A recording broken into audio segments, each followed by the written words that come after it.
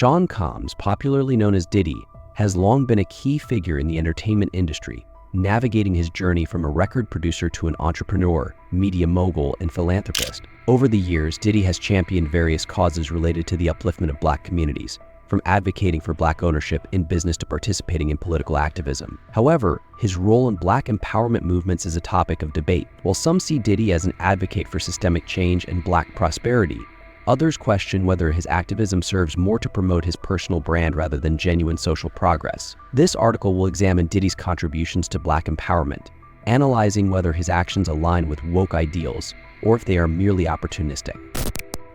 Diddy's rise in the music industry during the 1990s was nothing short of monumental for Black representation in entertainment. As the founder of Bad Boy Records in 1993, he not only established a label that would become synonymous with success and innovation in hip-hop and R&B, but he also played a pivotal role in shaping the cultural landscape of the era. The label became a powerhouse, launching the careers of legendary artists such as the Notorious B.I.G., Faith Evans, Mace 112, and Lil' Kim. Beyond simply giving these artists a platform, Diddy helped redefine what it meant to be a successful Black artist in an industry dominated by white executives and gatekeepers. One of Diddy's most significant contributions to the industry was his emphasis on Black ownership and representation behind the scenes. He understood that true power in the entertainment business did not solely come from performing, but from having control over the infrastructure of production and distribution. Diddy consistently pushed the idea that Black artists should not only perform but should have ownership of their careers, revenue, and creative direction. This was groundbreaking at a time when many Black artists were still being exploited by record labels that profited off their talent while offering little in return. Diddy's leadership at Bad Boy Records sent a clear message to both artists and executives that Black creators deserved not only a seat at the table, but their own tables to create and control their destinies.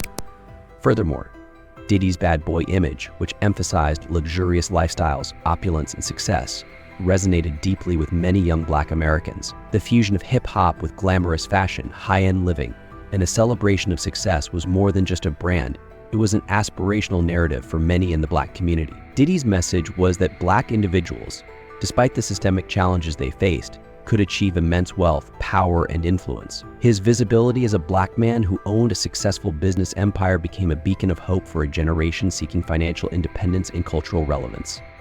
Through his work in music, Diddy not only elevated Black voices in mainstream entertainment, but also sparked a broader conversation about economic empowerment within the Black community. By promoting Black ownership, wealth building, and creative control, Diddy played a crucial role in shifting the narrative of what success could look like for Black artists, inspiring others to pursue not only fame but also the economic and cultural power that comes with it. His influence extended far beyond the artists he signed, shaping the aspirations of countless individuals and changing the way Black success was perceived both within the music industry and in society at large.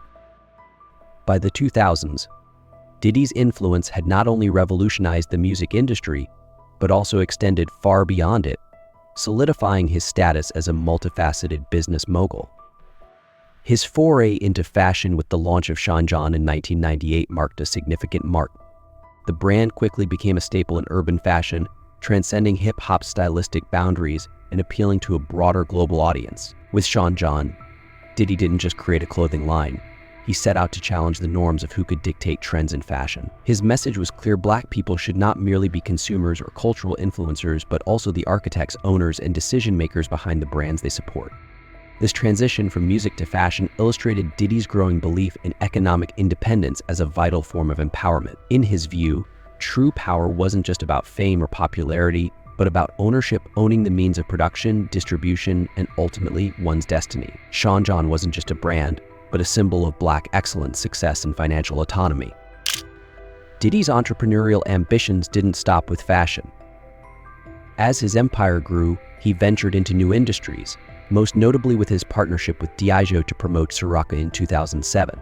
Diddy leveraged his vast cultural influence to transform Ciroc from a relatively unknown brand into a staple of luxury nightlife, synonymous with celebration and success, particularly within Black communities. His work with Ciroc reflected his savvy business acumen and reinforced the idea that Black success meant mastering diverse industries. Diddy's partnership with Ciroc wasn't just a business deal, It was a masterclass in branding and cultural influence. By aligning the vodka with the aspirational values of luxury, exclusivity, and celebration, he crafted a narrative that resonated deeply with both Black and mainstream audiences. His promotional strategy was unique, as he didn't simply act as a celebrity spokesperson but positioned himself as a co-owner, emphasizing the importance of Black ownership in the premium beverage industry. Under his leadership, Ciroc's marketing campaigns often featured glamorous events, upscale parties, and an emphasis on lifestyle, framing the vodka as a symbol of success for those who had made it. Diddy's ability to merge his personal brand with Ciroc turned the beverage into an iconic product, further proving that Black entrepreneurs could excel in industries beyond music and fashion while shaping the cultural landscape and setting new standards of achievement for the Black community. In 2013, Diddy launched Revolt TV, a music-oriented cable network aimed at providing a platform for Black creators to control their narratives. This was a direct response to the long-standing issue of underrepresentation in mainstream media. With Revolt, Diddy sought to disrupt the traditional media landscape, giving a voice to Black stories, talent, and perspectives that were often marginalized. His media venture showcased a further evolution of his commitment to Black empowerment through ownership, not just of products but of the media and cultural capital itself. Each of these business ventures reflected a consistent belief for Diddy: real empowerment for the Black community would come through economic independence, ownership, and the breaking of barriers in industries historically dominated by others. For me, I saw it as, first of all, it was a natural evolution for me. I spent over 20 years in the music industry. My relationships were bar to none. And my vision for music and the fact that music was homeless. And when you're talking about music, you're talking about probably the greatest cultural platforms of communication. Diddy's foray into political activism came in 2004 with his Vote or Die campaign, launched during the U.S. presidential election to encourage young people, especially Black voters, to participate in the democratic process. His involvement in the political sphere was seen by many as a bold move toward encouraging political engagement among Black youth. The campaign resonated with a generation that often felt disconnected from traditional politics. Yet, while the campaign garnered widespread attention, it also faced criticism for lacking substance and follow-through. Some argued that it was more about generating hype than implementing long-lasting political change. Diddy faced backlash when, after the 2004 election, he was not seen as heavily involved in political discussions until much later.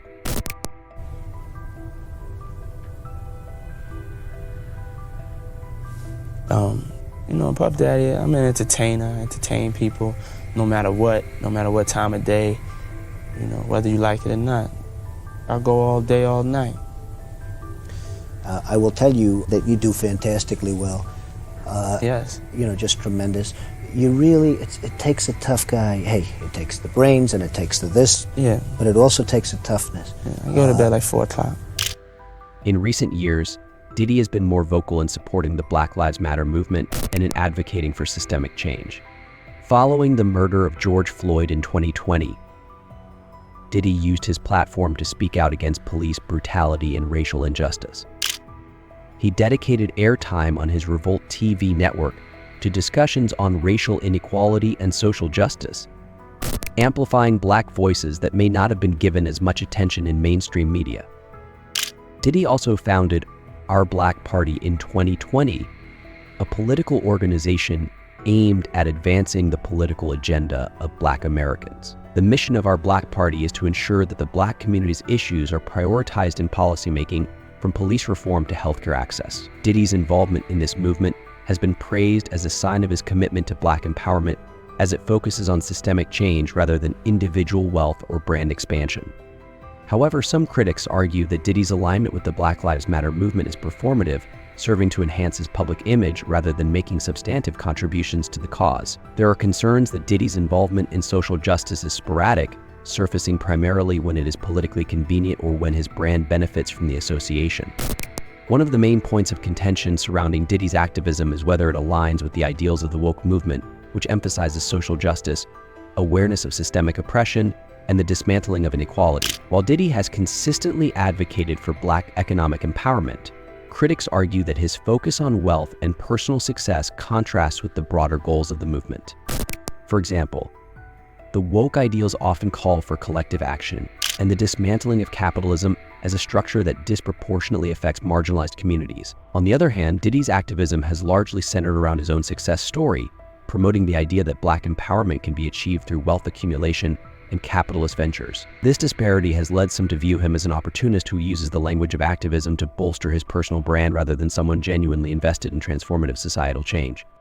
Diddy's contributions to Black empowerment are multifaceted, blending entrepreneurship, political advocacy, and cultural influence. His impact on Black representation in the entertainment industry and his calls for Black ownership in business have been influential in shaping discussions around economic empowerment. At the same time, questions persist about the depth of his activism and whether his efforts truly align with the goals of systemic change. The tension between Diddy's role as a businessman and as an activist reflects a broader challenge faced by many public figures, balancing personal success with genuine contributions to social justice. Whether Diddy is viewed as an activist or an opportunist ultimately depends on one's perspective on the intersection of capitalism and empowerment. While his efforts have undeniably opened doors for Black entrepreneurs, his reliance on self-promotion leaves room for skepticism about the sincerity of his activism.